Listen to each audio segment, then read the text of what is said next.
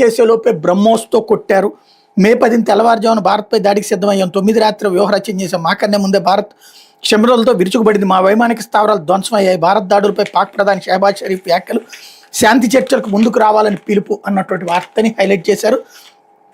Operation సింధూర్లో భాగంగా భారత్ చేసిన దాడులతో తమ వైమానిక స్థావరాలకు జరిగిన నష్టంపై పాకిస్తాన్ ప్రధానమంత్రి షహబాజ్ షరీఫ్ నోరు విప్పారు. పాక్ సైన్యం మేల్కొనేలోపే బ్రహ్మోస్ క్షిపణులతో భారత్ విధ్వంసం సృష్టించిందని వెల్లడించారు. తాము దాడి చేసేలోపు భారత్ బ్రహ్మోస్ ప్రయోగించి తమ వైమానిక స్థావరాలను ధ్వంసం చేసిందని పేర్కొన్నారు. పాకిస్తాన్, తుర్కీ, అజర్బైజాన్ వేదికగా బుధవారం జరిగిన త్రైపాక్షిక సదస్సులో షరీఫ్ ఈ వ్యాఖ్యలు చేశారు.